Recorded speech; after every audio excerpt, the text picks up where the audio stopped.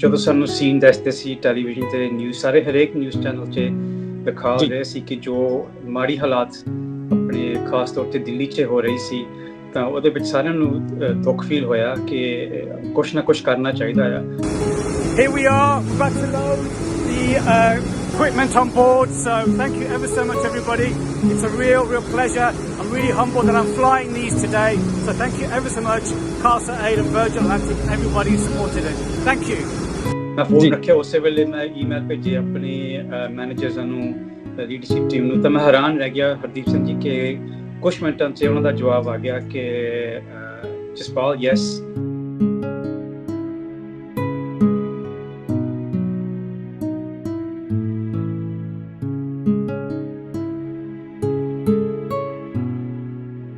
ਆਪਾਂ ਕਹਿੰਦੇ ਕੁਛ ਦਿਨਾਂ 'ਚ ਤਿਆਰ ਕਰ ਸਕਦੇ ਇਸ ਨਾਲ ਪ੍ਰੋਬਲਮ ਕਹਿੰਦੀ ਫਲਾਈਟ ਸੈਟਰਡੇ ਜਾ ਰਹੀ ਆ ਤਾਂ ਮੈਂ ਸੋਚਦਾ ਬਾਬੇ ਦੀ ਕਿਰਪਾ ਦੇ ਨਾਲ ਮੈਂ ਵੀ ਉਸ ਫਲਾਈਟ ਤੇ ਸੈਟਰਡੇ ਮੇਰੀ ਸਕੈਡਿਊਲ ਫਲਾਈਟ ਹੈਗੀ ਸੀ ਤਾਂ ਮੈਨੂੰ ਪੁੱਛਿਆ ਮੈਂ ਕਿ ਜੇ ਆਪਾਂ ਸਾਰਾ ਕੁਝ ਸੈਟਰਡੇ ਤਿਆਰ ਕਰ ਸਕਦੇ ਹਾਂ ਕਹਿੰਦੇ ਡੈਫੀਨਿਟਲੀ ਹੋ ਸਕਦਾ ਹੈ।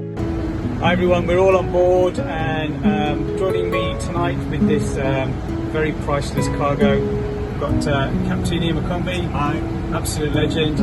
We've got Jerry Kinder, another legend as well, and sadly me. Thank you ever so much for everybody who has supported this venture. We've got all the cargo loads, we're about to go and go and give these units out to all the people that need it. So thank you ever so much, and from the crew, see you later guys. Thank you. Bye. ਰੋਜ਼ਾਨਾ Spokesman ਦੇਖ ਰਹੇ ਹੋ ਤੁਸੀਂ ਇਸ ਵਕਤ ਤੁਹਾਡੇ ਨਾਲ ਤੁਹਾਡਾ ਆਪਣਾ ਦੋਸਤ ਹਰਦੀਪ ਸਿੰਘ ਭੋਗਲ। ਦੋਸਤੋ ਕਰੋਨਾ ਕਾਲ ਜਿਹੜਾ ਚੱਲ ਰਿਹਾ ਹੈ ਬੇਹੱਦ ਚਿੰਤਾ ਦੇ ਨਾਲ ਭਰਿਆ ਹੋਇਆ ਇਹ ਕਾਲ ਹੈਗਾ। ਬਹੁਤ ਸਾਰੀਆਂ ਦਿੱਕਤਾਂ ਬਹੁਤ ਸਾਰੀਆਂ ਮੁਸ਼ਕਿਲਾਂ ਜਿਹੜੀਆਂ ਨੇ ਸਾਡੇ ਦੇਸ਼ ਸਾਡੇ ਮੁਲਕ ਦੇ ਸਾਹਮਣੇ ਹੈਗੀਆਂ ਕਿਉਂਕਿ ਸਿੱਧੇ ਤੌਰ 'ਤੇ 1 ਸਾਲ ਦਾ ਲੰਮਾ ਵਕਫਾ ਬੀਤ ਜਾਣ ਦੇ ਬਾਅਦ ਵੀ ਸਰਕਾਰੀ ਤੌਰ 'ਤੇ ਉਹ ਜਿਹੀਆਂ ਕੋਸ਼ਿਸ਼ਾਂ ਨਹੀਂ ਹੋ ਸਕੀਆਂ ਜਿਹੜੀਆਂ ਹੋਣੀਆਂ ਚਾਹੀਦੀਆਂ ਸੀ। ਸਰਕਾਰਾਂ ਕਿਤੇ ਨਾ ਕਿਤੇ ਸਿਆਸੀ ਪੋਲੀਟੀਕਲ ਰੈਲੀਆਂ ਦੇ ਵਿੱਚ ਵਿਅਸਤ ਰਹੀਆਂ ਅਤੇ ਜਿਸ ਕਰਕੇ ਸਿੱਧੇ ਤੌਰ 'ਤੇ ਬਹੁਤ ਸਾਰੇ ਚਿੰਤਕ ਚਿੰਤਾ ਜ਼ਾਹਿਰ ਕਰ ਰਹੇ ਨੇ ਕਿ ਇਸ ਵਕਤ ਜਿਹੜੇ ਹਾਲਾਤ ਬਣੇ ਹੋਏ ਨੇ ਉੱਥੇ ਲੋਕਾਂ ਨੂੰ ਆਪਣੇ ਤੌਰ 'ਤੇ ਵੀ ਕੋਸ਼ਿਸ਼ ਕਰਨੀ ਚਾਹੀਦੀ ਹੈ। ਜਦੋਂ ਇੱਦਾਂ ਦੀ ਆਫਤ ਦੀ ਗੱਲ ਆਉਂਦੀ ਹੈ ਕਿਸੇ ਵੀ ਆਪਦਾ ਦੀ ਗੱਲ ਆਉਂਦੀ ਆ ਤਾਂ ਖਾਲਸਾ ਏਡ ਇੱਕ ਵੱਡੀ ਭੂਮਿਕਾ ਨਿਭਾਉਂਦੀ ਹੈ। ਖਾਲਸਾ ਏਡ ਲੰਮੇ ਸਮੇਂ ਤੋਂ ਕੋਸ਼ਿਸ਼ ਕਰਦੀ ਆ ਰਹੀ ਹੈ ਕਿ ਮਾਨਵਤਾ ਦੀ ਸੇਵਾ ਦੇ ਲਈ ਵੱਖ-ਵੱਖ ਉਪਰਾਲੇ ਕੀਤੇ ਜਾਣ ਤੇ ਹਾਲ ਹੀ ਦੇ ਵਿੱਚ ਆਕਸੀਜਨ ਕੰਸਨਟਰੇਟਰ ਜਿਹੜੇ ਉਹਨਾਂ ਦੇ ਵੱਲੋਂ ਲਗਾਤਾਰ ਲੋਕਾਂ ਤੱਕ ਪਹੁੰਚਦੇ ਕੀਤੇ ਜਾ ਰਹੇ ਆ। ਤਾਂ ਅੱਜ ਅਸੀਂ ਤੁਹਾਡੀ ਜਿਹੜੀ ਮੁਲਾਕਾਤ ਆ ਇੱਕ ਅਜਿਹੇ ਸਿੰਘ ਨਾਲ ਕਰਵਾਉਣੀ ਹੈ ਜਿਹੜਾ ਵਿਦੇਸ਼ੀ ਧਰਤੀ ਤੋਂ 200 ਯੂਨਿਟ ਖਾਲਸਾ ਏਡ ਦੇ ਨਾਲ ਮਿਲ ਕੇ ਪਰ ਭਾਰਤ ਦੇ ਵਿੱਚ ਲੈ ਕੇ ਆਏ ਇੱਥੇ ਦੇ ਲੋਕਾਂ ਨੂੰ ਜਿਹੜੇ ਲੋੜ ਸੀਗੀ ਇਸ ਵੇਲੇ ਆਕਸੀਜਨ ਕਿਉਂਕਿ ਵੱਡੇ ਪੱਧਰ 'ਤੇ ਆਕਸੀਜਨ ਦੀ ਕਮੀ ਮਹਿਸੂਸ ਕੀਤੀ ਜਾ ਰਹੀ ਹੈ ਤਾਂ 200 ਯੂਨਿਟ ਜਿਹੜੀਆਂ ਨੇ ਆਕਸੀਜਨ ਕੰਸਨਟਰੇਟਰ ਦੀਆਂ ਲੈ ਕੇ ਪਹੁੰਚੇ। ਅੱਜ ਉਹਨਾਂ ਦੇ ਨਾਲ ਤੁਹਾਡੀ ਸਿੱਧੀ ਗੱਲਬਾਤ ਕਰਾਉਣੀ ਹੈ। ਸਭ ਤੋਂ ਪਹਿਲਾਂ ਉਹਨਾਂ ਦਾ ਸਵਾਗਤ ਕਰਦੇ ਹਾਂ। ਜਸਪਾਲ ਜੀ ਬਹੁਤ ਸਵਾਗਤ ਹੈ ਜੀ ਤੁਹਾਡਾ। ਸਤਿ ਸ਼੍ਰੀ ਅਕਾਲ ਜੀ ਤੁਹਾਨੂੰ ਹਰਦੀਪ ਸਿੰਘ ਜੀ ਨੂੰ ਤਾਂ ਤੁਹਾਡੀ ਸਾਰੀ ਟੀਮ ਨੂੰ ਜੀ। ਜਸਪਾਲ ਜੀ ਸਭ ਤੋਂ ਪਹਿਲਾਂ ਕਿਉਂਕਿ ਬਿਮਾਰੀ ਬਹੁਤ ਗੰਭੀਰ ਹੈਗੀ ਹੈ ਭਾਰਤ ਦੇ ਵਿੱਚ ਬਹੁਤ ਇਸ ਦਾ ਪਸਾਰ ਜਿਹੜਾ ਬਹੁਤ ਤੇਜ਼ੀ ਨਾਲ ਹੋ ਰਿਹਾ ਇਸ ਵਕਤ ਚਿੰਤਾਵਾਂ ਬਹੁਤ ਨੇ ਸਰਕਾਰਾਂ ਦੇ ਉੱਪਰ ਸਵਾਲ ਬੜੇ ਉੱਠ ਰਹੇ ਨੇ। ਅਜਿਹੇ ਮਾਹੌਲ ਦੇ ਵਿੱਚ ਇੱਕ ਉਪਰਾਲਾ ਕੀਤਾ ਗਿਆ ਖਾਲਸਾ ਏਡ ਦੇ ਵੱਲੋਂ ਤੁਹਾਡੇ ਵੱਲੋਂ ਉਚੇਚੇ ਤੌਰ 'ਤੇ ਜ਼ਿਹਨ ਦੇ ਵਿੱਚ ਕੀ ਚੱਲ ਰਿਹਾ ਸੀ ਉਸ ਵਕਤ ਕਿ ਇੰਡੀਆ ਦੀ ਧਰਤੀ ਜਿੱਥੇ ਇਸ ਵੇਲੇ ਕਰੋਨਾ ਬਹੁਤ ਵੱਡੇ ਪੱਧਰ 'ਤੇ ਫੈਲ ਰਿਹਾ ਪਰਿਵਾਰ ਨੂੰ ਛੱਡ ਕੇ ਸਾਰੀਆਂ ਜ਼ਿੰਮੇਵਾਰੀਆਂ ਛੱਡ ਕੇ ਇਸ ਮੁਲਕ ਦੇ ਵਿੱਚ ਆਣ ਕੇ 200 ਯੂਨਿਟ ਜਿਹੜੇ ਨੇ ਆਪਣੇ ਵੱਲੋਂ ਆਕਸੀਜਨ ਕੰਸਨਟਰੇਟਰ ਦੇ ਕੇ ਜਾਣੇ ਤਾਂ ਬਹੁਤ ਵੱਡੀ ਜ਼ਿੰਮੇਵਾਰੀ ਸੀ। ਕੀ ਚੱਲ ਰਿਹਾ ਸੀ ਉਸ ਵਕਤ ਜਹਨ ਦੇ ਵਿੱਚ ਕਿ ਇਸ ਤਰੀਕੇ ਨਾਲ ਆਈਡੀਆ ਬਣਿਆ ਜੀ? ਇਹ ਹਰਦੀਪ ਸਿੰਘ ਜੀ ਇਹ ਸਾਡਾ ਕੋਈ ਕੁਛ ਦਿਨ ਪਹਿਲਾਂ ਕੋਈ ਆਈਡੀਆ ਨਹੀਂ ਸੀ ਕਿ ਅਸੀਂ ਯੂਨਿਟਾਂ ਲੈ ਕੇ ਆਉਣੀਆਂ ਆ। ਇਸ ਜਦੋਂ ਸਾਨੂੰ ਸੀਨ ਦੱਸਦੇ ਸੀ ਟੈਲੀਵਿਜ਼ਨ ਤੇ ਨਿਊਜ਼ ਸਾਰੇ ਹਰੇਕ ਨਿਊਜ਼ ਚੈਨਲ 'ਚ ਦਿਖਾ ਰਹੇ ਸੀ ਕਿ ਜੋ ਮਾੜੀ ਹਾਲਾਤ ਆਪਣੇ ਖਾਸ ਤੌਰ ਤੇ ਦਿੱਲੀ 'ਚ ਹੋ ਰਹੀ ਸੀ ਤਾਂ ਉਹਦੇ ਵਿੱਚ ਸਾਰਿਆਂ ਨੂੰ ਦੁੱਖ ਫੀਲ ਹੋਇਆ ਕਿ ਕੁਛ ਨਾ ਕੁਛ ਕਰਨਾ ਚਾਹੀਦਾ ਆ। ਤਾਂ ਮੰਡੇ ਸਵੇਰ ਨੂੰ ਮੇਰਾ ਫੋਨ ਆਇਆ ਰਵਿੰਦਰ ਸਿੰਘ ਖਾਲਸਾ ਏਡ CEO ਦਾ ਖਾਸ ਸਾਡੀ ਫਰੈਂਡਸ਼ਿਪ ਹੈਗੀ ਆ ਸਾਡੀ ਗੱਲਬਾਤ ਚੱਲਦੀ ਰਹਿੰਦੀ ਆ।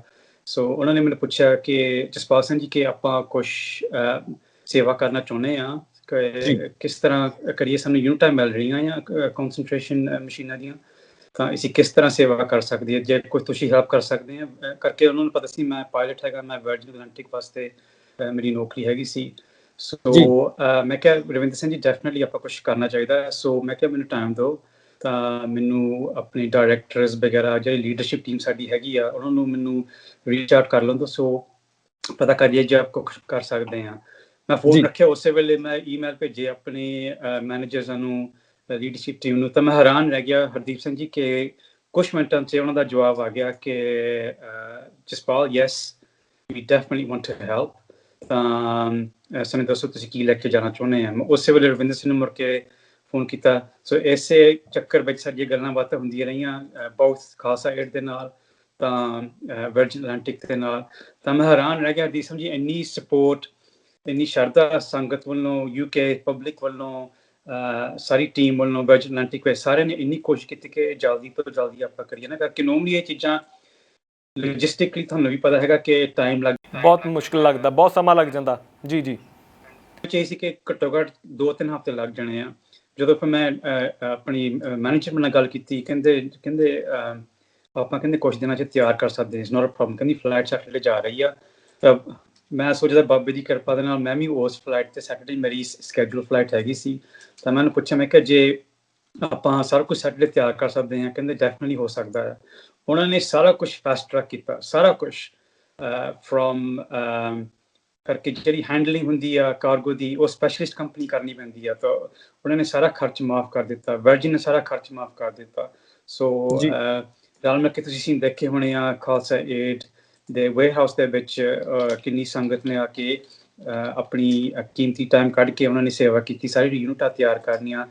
ਤੇ ਮੈਂ ਵੀ ਉਸ ਇੱਕ ਦਿਨ ਪਹਿਲਾਂ ਮੈਂ ਵੀ ਉੱਥੇ ਹੀ ਸੀ। ਤਾਂ ਮੈਂ ਹੈਰਾਨ ਰਹਿ ਗਿਆ, ਸੰਗਤ ਦੀ ਸ਼ਰਧਾ ਹਰਦੀਪ ਸਿੰਘ ਜੀ ਇੰਨੀ ਹੈਗੀ ਆ ਕਿ ਲੋਕੀ ਆ ਕੇ ਗੱਡੀਆਂ ਆ ਜਾਂਦੀਆਂ ਸੀ, ਯੂਨਿਟਾਂ ਲੋਕੀ ਛੱਡੀ ਜਾਂਦੇ ਸੀ। ਤਾਂ ਸਾਰਿਆਂ ਨੂੰ ਦੁੱਖ ਫੀਲ ਹੋਇਆ, ਸਾਰਿਆਂ ਨੂੰ ਇਸ ਤਰ੍ਹਾਂ ਦੁੱਖ ਫੀਲ ਹੋਇਆ। ਜਸਪਾਲ ਜੀ, ਜਿੱਦਾਂ ਤੁਸੀਂ ਦੱਸ ਰਹੇ ਸੀਗੇ ਕਿ ਲੋਕੀ ਉਚੇਚੇ ਤੌਰ 'ਤੇ ਪਹੁੰਚ ਰਹੇ ਸੀ ਆਪਣੇ ਤੌਰ 'ਤੇ ਕਿ ਅਸੀਂ ਉਹ ਯੂਨਿਟਸ ਜਿਹੜੀਆਂ ਆਕਸੀਜਨ ਪ੍ਰੋਡਿਊਸ ਕਰਦੀਆਂ ਨੇ ਉਹ ਲੋਕਾਂ ਤੱਕ ਪਹੁੰਚਦੀਆਂ ਕਰਨੀਆਂ ਨੇ, ਇਸ ਕਰਕੇ ਆਪਣੇ ਤੌਰ 'ਤੇ ਲਿਆ ਕੇ ਦੇ ਰਹੇ ਸੀ।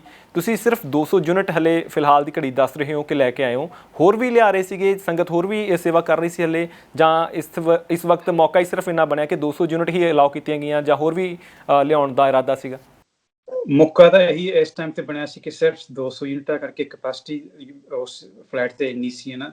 ਸੋ 200 ਯੂਨਿਟਾਂ ਉਹਨਾਂ ਨੇ ਫਿਰ ਵੀ ਕਾਫੀ ਕਾਰਗੋ ਐਡਜਸਟ ਕਰਕੇ ਉਹਨਾਂ ਨੇ ਸਾਨੂੰ ਕਿਹਾ ਤੁਸੀਂ 200 ਯੂਨਿਟ ਤੁਸੀਂ ਜ਼ਰੂਰ ਭੇਜੋ, ਬਾਕੀ ਆਪਾਂ ਹੋਰ ਟਾਈਮ ਸੋਚ ਲਵਾਂਗੇ।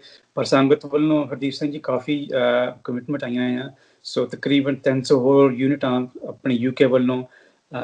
ਸਾਡੀ ਗੱਲ ਇਸ ਵੇਲੇ ਹੋਰ ਚੱਲ ਰਹੀ ਆ ਕਿ USA 'ਚ ਨਿਊਯਾਰਕ ਖਾਸ ਤੌਰ 'ਤੇ 500 ਯੂਨਿਟਾਂ ਸੰਗਤ ਨੇ ਉੱਥੋਂ ਕਮਿਟ ਕਰ ਦਿੱਤੀਆਂ। ਸੋ ਵਰਜਨ ਨਾਲ ਗੱਲ ਚੱਲ ਰਹੀ ਆ ਕਿ ਜੇ ਉਹ ਉੱਥੋਂ ਵੀ, ਕਰਕੇ ਸਾਡੀ ਫਲਾਈਟ ਨਿਊਯਾਰਕ ਤੋਂ ਵੀ ਚੱਲਦੀ ਹੈ। ਸੋ ਹੋਪਫੁਲੀ ਅਸੀਂ 500 ਯੂਨਿਟਾਂ ਉੱਥੋਂ ਬਾਇਆ ਲੰਡਨ, ਦਿੱਲੀ ਕੁਛ ਦਿਨਾਂ 'ਚ ਪਹੁੰਚਾ ਸਕਦੇ ਹਾਂ ਜੀ। ਸੋ ਜਸਪਾਲ ਜੀ, ਜੇ ਤੁਹਾਡੀ ਗੱਲ ਕਰਨੀ ਹੋਵੇ, ਤੁਹਾਡੀ ਮਾਨਸਿਕ ਸਥਿਤੀ ਉਸ ਵੇਲੇ ਕੀ ਸੀ? ਕਿਉਂਕਿ ਆਮ ਤੌਰ 'ਤੇ ਦੇਖਿਆ ਜਾ ਰਿਹਾ ਹੈ ਕਿ ਜਿਹਨੇ ਦਿੱਲੀ ਦੇ ਵਿੱਚ ਆਣ ਕੇ ਲੈਂਡ ਕਰਨਾ ਹੈਗਾ ਜਾਂ ਅੰਮ੍ਰਿਤਸਰ ਆਣ ਕੇ ਲੈਂਡ ਕਰਨਾ ਹੈਗਾ, ਉਹਨਾਂ ਦੇ ਵਿੱਚ ਇੱਕ ਡਰ ਦਾ ਮਾਹੌਲ ਹੈਗਾ, ਚਿੰਤਾ ਹੈ ਕਿ ਇੱਥੇ ਕਰੋਨਾ ਬਹੁਤ ਵੱਧ ਰਿਹਾ। ਕਿਤੇ ਪਰਿਵਾਰਾਂ ਦਾ ਵੀ ਇਹ ਹੁੰਦਾ, ਪ੍ਰੈਸ਼ਰ ਹੁੰਦਾ ਕਿ ਤੁਹਾਨੂੰ ਕਰੋਨਾ ਨਾ ਹੋ ਜਾਵੇ।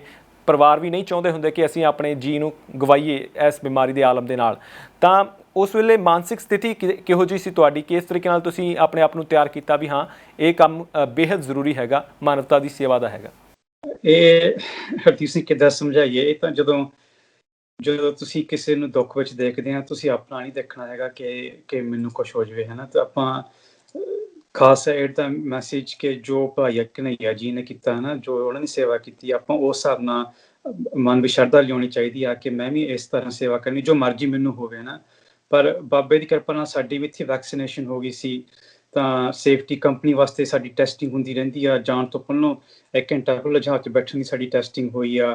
ਤਾਂ ਸੇਫਟੀ ਵਾਸਤੇ ਉਹਨਾਂ ਨੇ ਸਾਡੇ ਵਾਸਤੇ ਕਾਫੀ ਸੋਚਿਆ ਸੀ। ਸਾਨੂੰ ਪਤਾ ਕੀ ਸੀ ਕਿ ਜਦੋਂ ਵਾਇਰਸ ਲੱਗਣਾ, ਵੀਰ ਜੀ ਤੁਹਾਨੂੰ ਪਤਾ ਹੈਗਾ, ਇਹਨੇ ਦੇਖਣਾ ਨਹੀਂ ਹੈਗਾ ਕਿੱਥੇ ਲੱਗਦਾ ਹੈ। ਸੋ ਇਹ ਸਾਡੇ ਮਨ ਵਿੱਚ ਖਿਆਲ ਇੰਨਾ ਨਹੀਂ ਹੈਗਾ ਸੀ। ਸਾਨੂੰ ਪਤਾ ਕਿ ਜੋ ਯੂਨਿਟਾਂ ਚਾਹੀਦੀਆਂ ਉਹ ਸਭ ਤੋਂ ਪਹਿਲਾਂ ਜ਼ਿਆਦਾ ਜ਼ਰੂਰੀ ਸੀ। ਸੋ ਅਸੀਂ ਇਹ ਮਨ ਵਿੱਚ ਆਇਆ ਨਹੀਂ ਸੀ ਮੌਨੀ ਸਿੰਘ ਜੀ, ਮੈਂ ਤੁਹਾਨੂੰ ਦੱਸਾਂ ਨਾ, ਇੰਨਾ ਕੰਸਰਨ ਆਇਆ ਨਹੀਂ ਸੀ। ਪਰਿਵਾਰ ਨੂੰ ਤਾਂ ਹੈਗਾ ਸੀ ਡੈਫੀਨਿਟਲੀ, ਪਰ ਸਾਡੀ ਵੈਕਸੀਨੇਸ਼ਨ ਹੋਈ ਸੀ ਤਾਂ ਅਸੀਂ ਉਹਨਾਂ ਜ਼ਿਹਨ ਦੇ ਵਿੱਚ ਡਰ ਨਹੀਂ ਸੀਗਾ ਕਿ ਹਾਂ, ਕਿਉਂਕਿ ਜਦੋਂ ਬੰਦਾ ਸੋਚ ਲੈਂਦਾ ਕਿ ਸੇਵਾ ਕਰਨੀ ਹੈ ਤਾਂ ਸ਼ਾਇਦ ਇੱਦਾਂ ਦੇ ਡਰ ਭੈ ਜਿਹੜੇ ਹੁੰਦੇ ਨੇ ਉਹ ਨਜ਼ਦੀਕ ਨਹੀਂ ਆਉਂਦੇ। ਜਸਪਾਲ ਜੀ, ਵੈਸੇ ਬੇਸਿਕਲੀ ਤੁਹਾਡੇ ਬਾਰੇ ਜਾਣਨਾ ਚਾਹਾਂਗੇ ਕਿਉਂਕਿ ਬੜਾ ਨੇਕ ਉਪਰਾਲਾ ਤੁਸੀਂ ਕੀਤਾ।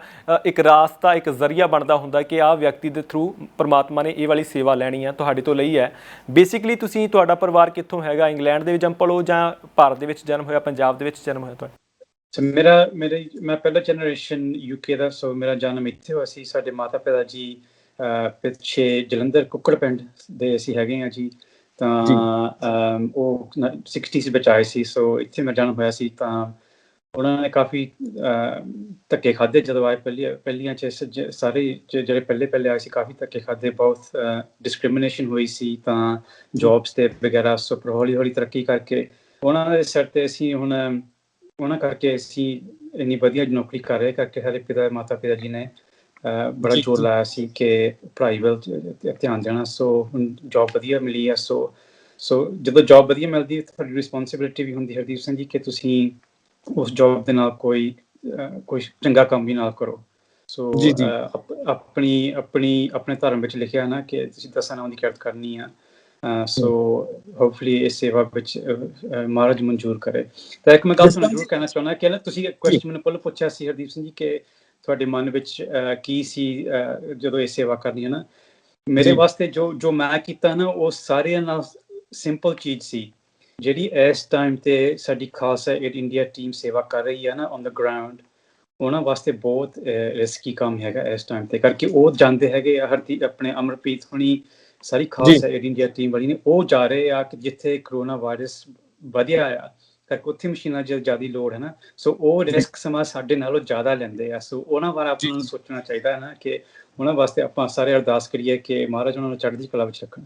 ਜਸਪਾਲ ਜੀ ਇਸੇ ਕਰਕੇ ਉਹ ਸਵਾਲ ਕੀਤਾ ਸੀ ਕਿਉਂਕਿ ਇਸ ਬਿਮਾਰੀ ਨੇ ਇਨਸਾਨੀਅਤ ਦੀਆਂ ਜਿਹੜੀਆਂ ਆਪਾਂ ਕਹਿ ਲਈਏ ਵੀ ਅਸਲੀਅਤ ਜਿਹੜੀ ਹੁੰਦੀ ਹੈ ਇਨਸਾਨੀਅਤ ਦੀ ਉਹਨੂੰ ਨਸ਼ਰ ਕੀਤਾ। ਲੋਕੀ ਇਨਸਾਨੀਅਤ ਭੁੱਲਦੇ ਜਾ ਰਹੇ ਨੇ। ਸਾਡੇ ਮੁਲਕ ਦੀ ਅਸੀਂ ਗੱਲ ਕਰ ਲਈਏ, ਅੱਜ ਵੀ ਅਸੀਂ ਇੱਕ ਕੋਵਿਡ ਸੈਂਟਰ ਇੱਕ ਅਜਿਹੀ ਸੰਸਥਾ ਨੇ ਤਿਆਰ ਕੀਤਾ, ਉੱਥੇ ਅਸੀਂ ਇੱਕ ਖਬਰ ਕਰਕੇ ਆਏ ਤਾਂ ਉਹਨਾਂ ਨੇ ਆਪ ਦੱਸਿਆ ਕਿ ਲੋਕੀ ਇਸ ਬਿਮਾਰੀ ਦੇ ਆਲਮ ਦੇ ਵਿੱਚ ਵੀ ਲੋਕਾਂ ਦਾ ਨਜਾਇਜ਼ ਫਾਇਦਾ ਚੁੱਕ ਰਹੇ ਨੇ।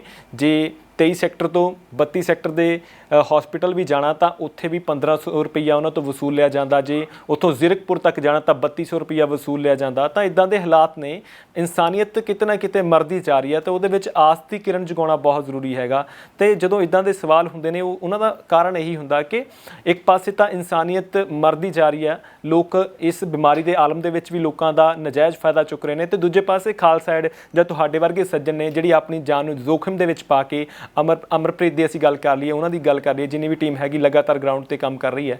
ਤਾਂ ਇੱਕ ਪਾਸੇ ਇਹ ਵੀ ਲੋਕ ਹੈਗੇ ਨੇ ਜਿਹੜੇ ਲਗਾਤਾਰ ਸੇਵਾ ਕਰ ਰਹੇ ਨੇ। ਤਾਂ ਜ਼ਰੂਰੀ ਹੋ ਜਾਂਦਾ ਲੋਕਾਂ ਤੱਕ ਤੁਹਾਡੇ ਵਰਗੇ ਸੱਜਣਾਂ ਨੂੰ ਪਹੁੰਚਾਉਣਾ ਕਿ ਕਿਸ ਤਰੀਕੇ ਨਾਲ ਪੂਰਾ ਦੇਸ਼, ਪੂਰਾ ਮੁਲਕ ਅਤੇ ਦੇਸ਼ ਤੋਂ ਬਾਹਰ ਬੈਠੇ ਹੋਏ ਲੋਕ ਜਿਹੜੇ ਭਾਰਤ ਦੇ ਨਾਲ ਜੁੜੇ ਹੋਏ ਨੇ, ਉਹਨਾਂ ਦੀਆਂ ਜੜ੍ਹਾਂ ਜਿਹੜੀਆਂ ਇੱਥੇ ਜੁੜੀਆਂ ਹੋਈਆਂ ਨੇ, ਕਿਸ ਤਰੀਕੇ ਨਾਲ ਕੰਮ ਕਰ ਰਹੇ ਨੇ। ਇਸੇ ਕਰਕੇ ਤੁਹਾਡੇ ਤੋਂ ਇਹ ਸਵਾਲ ਕੀਤਾ ਸੀ। ਵੈਸੇ ਸਵਾਲ ਅੱਗੇ ਮੈਂ ਇਹ ਪੁੱਛਣ ਲੱਗਾ ਸੀ ਤੁਹਾਡੇ ਤੋਂ ਕਿ ਜਦੋਂ ਕੰਪੈਰੀਜ਼ਨ ਕਰਦੇ ਹੋ ਭਾਰਤ ਦੀ ਸਰਕਾਰ ਦੇ ਪ੍ਰਬੰਧਾਂ ਦਾ ਅਤੇ ਇੰਗਲੈਂਡ ਦੀ ਸਰਕਾਰ ਦੇ ਪ੍ਰਬੰਧਾਂ ਦਾ, ਤਾਂ ਡਿਫਰੈਂਸ ਕੀ ਨਜ਼ਰ ਆਉਂਦਾ ਤੁਹਾਨੂੰ? ਕਿੱਥੇ ਸ਼ੁਰੂ ਕਰੀਏ ਇਸ ਗੱਲ ਦਾ। ਇਸ ਬੜੀ ਦੁੱਖ ਵਾਲੀ ਗੱਲ ਆ ਜੋ ਅਸੀਂ ਸੀਨ ਦੇਖਦੇ ਹਾਂ ਕਿ ਉੱਥੇ ਆਪਣੇ ਇਨਸਾਨੀਅਤ ਜਾਂਦਾ ਹਸਪੀਟਲ ਤਾਂ ਉਹਨਾਂ ਨੂੰ ਜਵਾਬ ਦੇ ਦਿੰਦੇ ਆ ਕਿ ਨਹੀਂ ਸਾਡੇ ਕੋਲ ਸਪੇਸ ਹੈਗੀ ਆ, ਜਾਓ। ਨਾ ਆਕਸੀਜਨ ਮਿਲਦੀ ਆ, ਮਿਹਨਤਾਂ ਕਰਨੀ ਪੈਂਦੀ, ਸਿਫਾਰਿਸ਼ ਪਾਉਣੀ ਪੈਂਦੀ ਆ। ਬੜੀ ਦੁੱਖ ਵਾਲੀ ਗੱਲ ਆ। ਤਾਂ ਜੋ ਤੁਸੀਂ ਕਹੋ ਇੱਥੇ ਕੰਪੇਅਰ ਕਰੋ ਨਾ, you Kant compare the to, ਕਰਕੇ ਬਹੁਤ ਫਰਕ ਹੈਗਾ ਆ। ਇੱਥੇ ਕਿਸੇ ਨੂੰ ਨਹੀਂ ਜਵਾਬ ਦਿੱਤਾ ਗਿਆ ਜਦੋਂ ਆਪਣੀ ਕਰੋਨਾ ਵਾਇਰਸ ਦੀ ਪੀਕ ਹੈਗੀ ਸੀ ਨਾ, ਕਿਸੇ ਨੂੰ ਨਹੀਂ ਜਵਾਬ ਦਿੱਤਾ ਗਿਆ ਸੀ। ਸਮਾਂ ਹਸਪੀਟਲ ਵਾਧੂ ਖੁੱਲ੍ਹੇ ਗਏ ਸੀ, ਨਾਈਟਿੰਗੇਲ ਹਸਪੀਟਲ ਇੱਥੇ ਕਹਿੰਦੇ ਖੁੱਲ੍ਹੇ ਗਏ ਸੀ, ਪਰ ਯੂਜ਼ ਨਹੀਂ ਹੋਏ।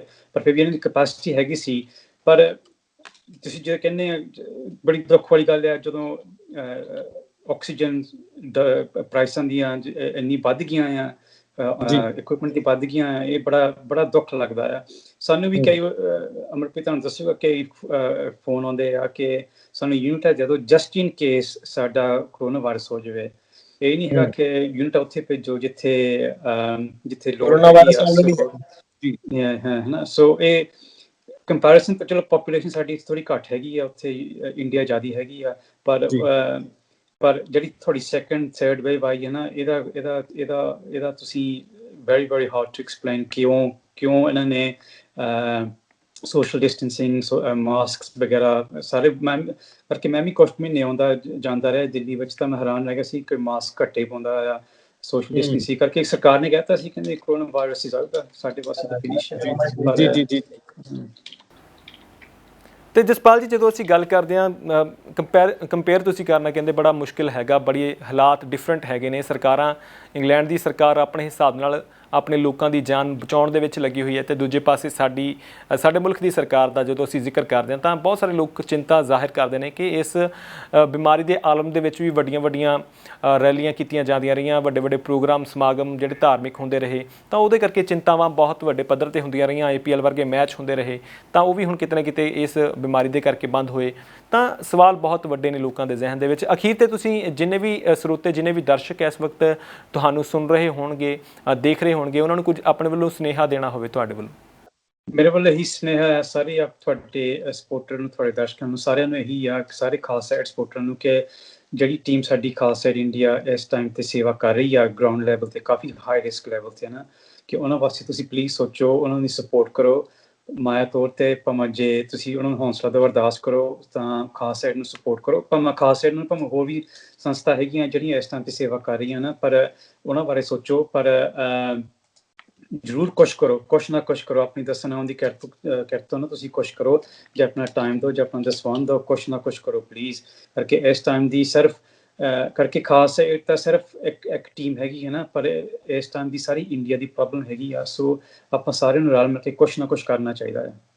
ਜੀ ਜਸਪਾਲ ਜੀ, ਬਹੁਤ ਸ਼ੁਕਰੀਆ, ਤੁਸੀਂ ਆਪਣਾ ਕੀਮਤੀ ਸਮਾਂ ਕੱਢ ਕੇ ਸਾਡੇ ਨਾਲ ਜੁੜੇ। ਅਸੀਂ ਤੁਹਾਡੇ ਬਹੁਤ ਸ਼ੁਕਰਗੁਜ਼ਾਰ ਹਾਂ ਤੇ ਜਿਹੜਾ ਤੁਸੀਂ ਉਪਰਾਲਾ ਕੀਤਾ ਇਸ ਦੀ ਜਿੰਨੀ ਤਾਰੀਫ ਅਸੀਂ ਕਰੀਏ, ਜਿੰਨੇ ਵੀ ਦਰਸ਼ਕ ਸਾਡੇ ਜ਼ਰੂਰ ਇਸ ਵਕਤ ਤੁਹਾਡੇ ਉਸ ਉਪਰਾਲੇ ਦੀ ਸ਼ਲਾਘਾ ਕਰ ਰਹੇ ਹੋਣਗੇ। ਉਮੀਦ ਕਰਦੇ ਹਾਂ ਕਿ ਅਜਿਹੇ ਜੇ ਕੰਮ ਤੁਹਾਨੂੰ ਆਉਣ ਵਾਲੇ ਸਮੇਂ ਦੇ ਵਿੱਚ ਵੀ ਮਿਲਦੇ ਨੇ, ਜਿਸ ਤਰੀਕੇ ਨਾਲ ਤੁਸੀਂ ਹੁਣ ਮਦਦ ਕੀਤੀ ਹੈ ਤਾਂ ਆਉਣ ਵਾਲੇ ਸਮੇਂ ਦੇ ਵਿੱਚ ਵੀ ਕਰਦੇ ਰਹੋ। ਤੁਹਾਡਾ ਬਹੁਤ ਧੰਨਵਾਦ। ਉਚੇਚੇ ਤੌਰ ਤੇ ਜਸਪਾਲ ਜੀ ਸਾਡੇ ਨਾਲ ਜੁੜੇ ਸੀਗੇ ਇੰਗਲੈਂਡ ਦੀ ਧਰਤੀ ਤੋਂ, ਕਿਸ ਤਰੀਕੇ ਨਾਲ ਵੱਡੀ ਗਿਣਤੀ ਦੇ ਵਿੱਚ ਲੋਕਾਂ ਦੀ ਮਦਦ ਲਈ, ਕਿਉਂਕਿ ਬਾਹਰ ਬੈਠੇ ਮੁਲਕ ਇਸ ਵੇਲੇ ਦੇਖ ਰਹੇ ਕਿ ਭਾਰਤ ਦੇ ਵਿੱਚ ਕਿਹੋ ਜਿਹੇ ਹਾਲਾਤ ਨੇ, ਤਾਂ ਉਹਨਾਂ ਦੀਆਂ ਚਿੰਤਾਵਾਂ ਵੀ ਬਹੁਤ ਵਾਜਬ ਨੇ ਕਿ ਸਰਕਾਰਾਂ ਉਸ ਤਰੀਕੇ ਨਾਲ ਕੋਸ਼ਿਸ਼ ਨਹੀਂ ਕਰ ਰਹੀਆਂ ਜਿਸ ਤਰੀਕੇ ਨਾਲ ਕਰਨੀ ਚਾਹੀਦੀ ਹੈ। ਤੇ ਦੂਜੇ ਪਾਸੇ ਸਾਫ਼ ਤੌਰ ਤੇ ਦੱਸਿਆ ਕਿ ਕਿਸ ਤਰੀਕੇ ਨਾਲ ਇੰਗਲੈਂਡ ਦੀ ਸੰਗਤ ਇਸ ਵੇਲੇ ਉਚੇਚੇ ਤੌਰ ਤੇ ਆਪ ਆਣ ਕੇ ਖਾਲਸਾ ਏਡ ਦੇ ਜਿੱਥੇ ਉਹਨਾਂ ਨੇ ਸਿਸਟਮ ਸਾਰਾ ਤਿਆਰ ਕੀਤਾ, ਕਿਸ ਤਰੀਕੇ ਨਾਲ ਆਪ ਮੁਹਾਰੇ ਆਣ ਕੇ ਉੱਥੇ ਯੂਨਿਟਸ ਦੇ ਕੇ ਗਈਆਂ ਕਿ ਤੁਸੀਂ ਇਹ ਯੂਨਿਟਸ ਜਿਹੜੀਆਂ ਨੇ ਭਾਰਤ ਪਹੁੰਚਾਓ, ਤਾਂ ਜੋ ਜਿਹੜੇ ਲੋਕ ਇਸ ਵੇਲੇ ਆਕਸੀਜਨ ਦੀ ਘਾਟ ਦੇ ਕਾਰਨ ਮਰ ਰਹੇ ਨੇ ਉਹਨਾਂ ਦੀ ਮਦਦ ਹੋ ਸਕੇ। ਤੁਸੀਂ ਇਸ ਬਾਰੇ ਕੀ ਸੋਚਦੇ ਹੋ? ਆਪਣੇ ਕੀਮਤੀ ਸੁਝਾਅ ਸਾਡੇ ਨਾਲ ਜ਼ਰੂਰ ਸਾਂਝੇ ਕਰਿਓ। ਫਿਲਹਾਲ ਤੁਹਾਡੇ ਤੋਂ ਆਗੇ ਲੈਂਦੇ ਹਾਂ। ਬਹੁਤ ਧੰਨਵਾਦ।